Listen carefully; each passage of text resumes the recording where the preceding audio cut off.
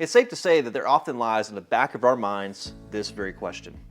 What if someone asks a question that I have no idea how to answer? Well, let me let you in on a secret.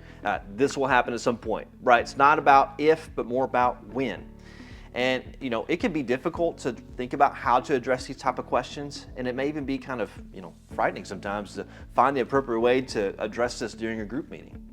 And what I often find is that there's some who ask this question that are genuinely curious, and then there's some who ask this question, that stirs up people to just stir the pot, right? They want to stir things up by launching these hard questions to create tension and debate within the group because they find it fun and they find it enjoyable, but not so much the others in the group. So when you find yourself in this situation, here's the quickest way to diffuse the situation.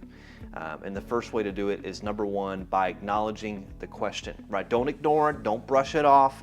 Acknowledging the question takes the initial edge off and puts you into the driver's seat. Once you're in the driver's seat, do number two, which is to affirm the question. Now that you're driving, affirm the person for posing the question by showing gratitude. In other words, kill them with kindness. And then once you've killed them with kindness, go to number three, which is to redirect the question. You can redirect the question really in two ways.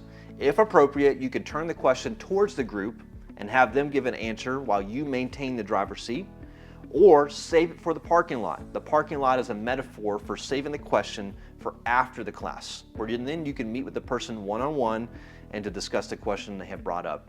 And then this last step is necessary if you feel like you want to come back next week and to give a response to the group. So this last step is to revisit the question.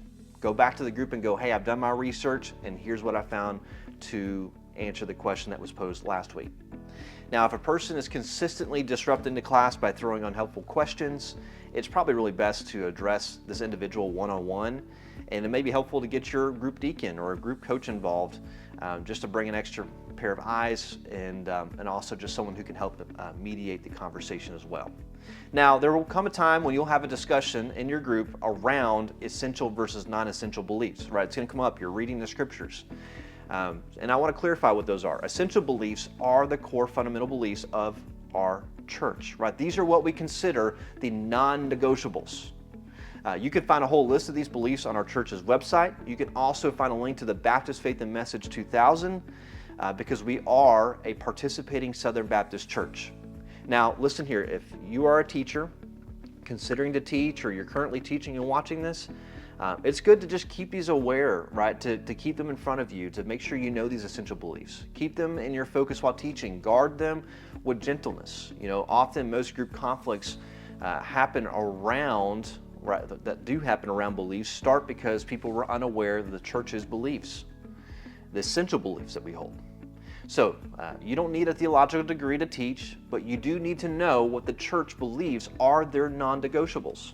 And if you read Cross Creek's Statement of Beliefs or the Baptist Faith and Message 2000 and have any hesitation about holding to those core beliefs listed, it's best to really hit pause on teaching right now and maybe go get a meeting with the group pastor or the group leader or the group coach to discuss further. Now, on the other hand, there are some that we call non-essential beliefs, right? These may be a person's view on the end times, when Jesus returns, church governance, how the church is structured, or the frequency at which the church takes communion, to just name a few.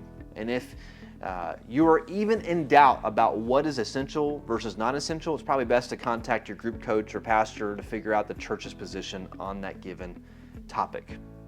Now, it's important to not assert your non-essential beliefs on your group as essential, but to lead it in accordance with the beliefs laid out by Cross Creek Church. At the end of the day, as a teacher, you want to create a safe environment for your people to learn.